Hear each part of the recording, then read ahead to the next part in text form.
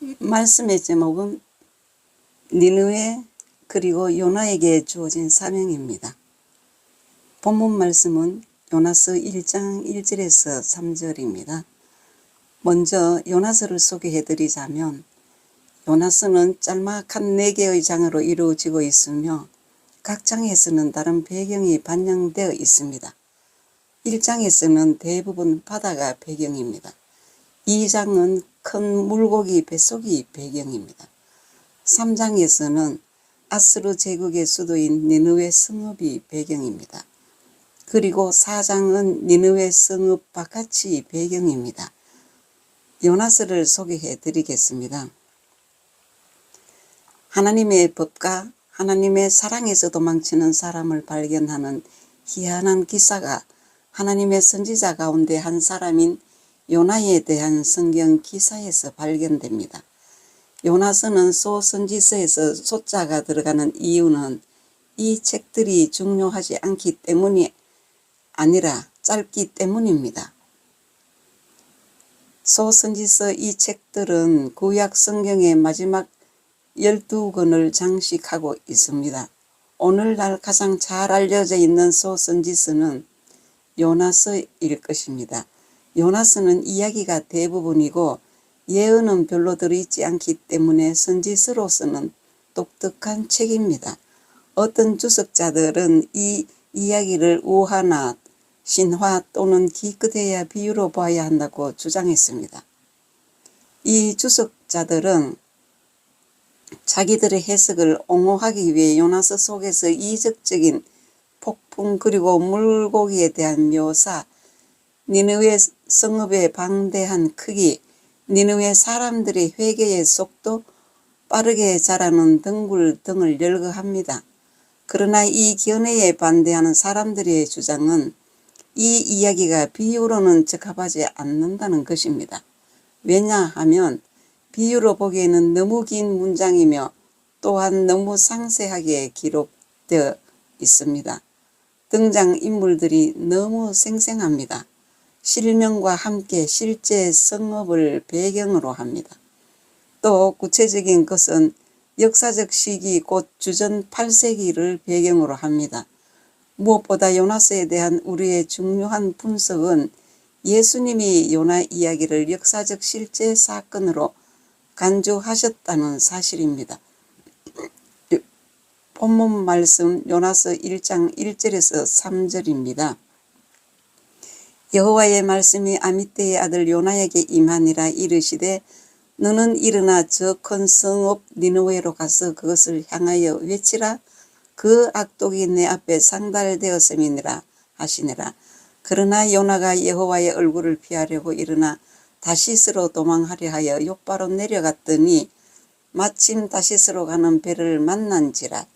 여호와의 얼굴을 피하여 그들과 함께 다시스로 가려고 뱃삭을 주고 배에 올랐더라고 지금 기록하고 있어요. 1절에 보면 아미떼의 아들이라고 했습니다. 아미떼의 아들이라는 것은 나의 진리의 아들이라는 뜻입니다.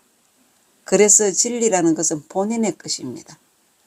진리의 아들이라 하셔도 말씀 순종하지 않으면 살기 좋은 다시스로 도망갑니다. 니느웨는 아시리아의 수도, 지금 이라크입니다. 배로 내려갑니다. 요나가 내려가려고 배를 탔습니다. 다시스는 지금 스페인입니다. 아주 살기 좋은 도시입니다. 요나서는 가장 널리 인용하면서도 가장 오해가 많습니다. 이것은 요나의 역사성뿐 아니라 그 내용의 사실성이 논란의 대상이기 때문입니다. 그러나 성경의 역사성과 그 영감을 믿는 사람이라면 요나의 역사적 인물됨을 의심할 수 없을 것입니다. 다시 한번 본문 요나서 1장 1절에서 2절 보겠습니다. 첫째, 여호와의 말씀이 요나에게 임했다고 했습니다. 여호와의 말씀이 아미떼의 아들, 나의 진리의 아들, 그의 아들 요나에게 임했다고 했습니다. 본문은 여호와의 명령을 받은 주체가 아미떼의 아들 요나임을 밝히는 내용으로 시작됩니다. 그는 기원전 8세기 이스라엘의 여로보암 2세 때의 선지자였습니다.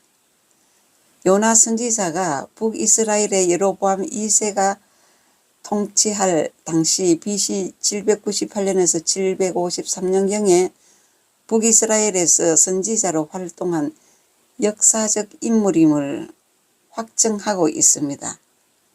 그 다음 둘째 2절입니다. 그 선지자가 요나가 받은 사명이 있습니다. 보겠습니다. 너는 일어나 저 큰 성읍 니느웨로 가서 그것을 향하여 외치라. 그 악독이 내 앞에 상달되었음이니라 고 하셨습니다. 요나가 받은 사명은 특이합니다. 하나님은 그에게 일어나 가서 외치라고 하셨습니다. 그 이유는 큰 성 니느웨의 악독이 하나님 앞에 상달되었기 때문입니다. 이들의 악독이라는 것은 인간의 고약한 범죄 행위보다 타인에 대한 악한 행동을 의미합니다. 한마디로 설명드리자면 사람을 산채로 가족을 벗긴다는 것입니다. 얼마나 악독한지 이들이 다른 나라들을 공격하면서 저지른 살인과 약탈이 이 내용에 포함됩니다. 2절에 그 악독, 하나님 앞에 상달되었다는 것입니다. 하나님은 그 일에 대하여 요나에게 그곳으로 가서 쳐서 예언하라고 하셨습니다. 니느웨는 이스라엘과도 적대 관계에 있었습니다. 요나가 하나님 말씀을 대언하기 위해 직접 가야 했던 니느웨는 티그리스강 상류 동쪽 연안에 자리 잡은 아수르의 도성이었습니다. 이 도시는 유구한 역사를 자랑하는데 성경에서는 노아의 세 아들 가운데 함의 아들인 구스의 아들 리므롯이 건설한 고대 도시로 소개됩니다. 성경 보겠습니다. 성서의 기록을 보면 요나가 살기 좋은 다시스로 가는데 창세기 10장 1절에서 5절 보시면 다시스라는 곳이 등장합니다. 보겠습니다. 노아의 아들 셈과 함과 야벳의 족보는 이러하니라. 홍수 후에 그들이 아들을 낳았으니 야벳의 아들은 고멜과 마곡과 마대와 야왕과 두발과 메섹과 디라스요.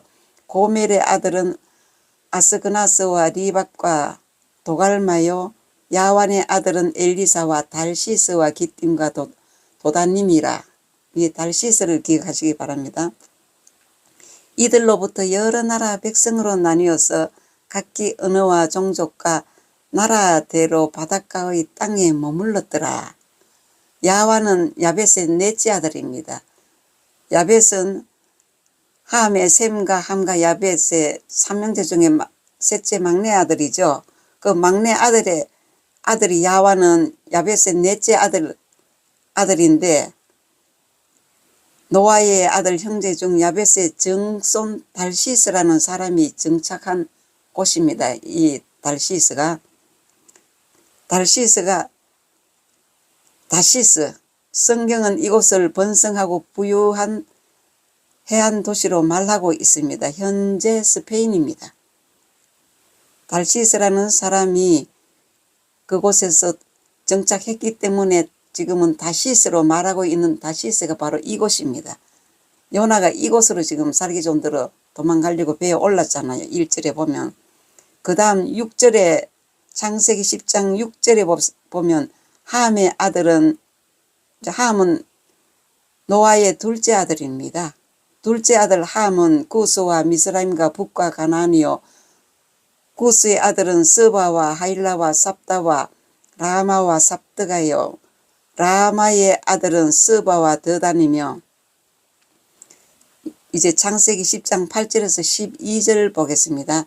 8절입니다. 구스가 또 니므롯을 낳았으니 그는 세상의 첫 용사라. 그는 신할 4성읍과 아수르 4성읍을 건축했단 말입니다.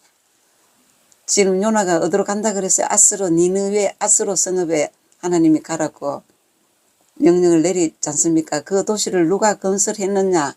지금 성경이 지금 기록되어 있잖아요. 창세기 10장 8절에 구스는 누구냐면 함의 노아의 둘째 아들의 아들 노아의 정손들입니다. 정손.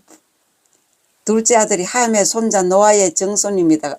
9절 보면은 그가 여호와 앞에서 용감한 사냥꾼이 되었으므로 속담에 이르기를 아무는 여호와 앞에 니무롯같이 용감한 사냥꾼이로다 하더라. 10절입니다. 그의 나라는 시날 땅과 바벨과 에렉과 아깝과 갈레에서 시작되었으며 11절 그가 그 땅에서 아스르로 나간 니느웨와 르호보딜과 갈라와 12절 니느웨와 갈라 사이에 레센을 건설하였으니 이는 큰 성읍이라고 하였습니다. 이 성읍을 누가 건설했느냐 하면 함의 노아의 둘째 아들 함의 아들들이 건설했는 도시예요. 함의 손자 니무롯이 아스르를 건설하였던 수도가 오늘 본문에서 말하고 있는 니느웨입니다. 이해가 되십니까? 그 다음 세 번째 요나의 자세가 잘 나타납니다. 행동이 나타나죠. 3절입니다. 그러나 요나가 여호와의 얼굴을 피하려고 일어나 다시스로 도망하려 하여 요바로 내려갔더니 마침 다시스로 가는 배를 만난지라 여호와의 얼굴을 피하여 그들과 함께 다시스로 가려고 뱃삭을 주고 배에 올랐더라 했습니다.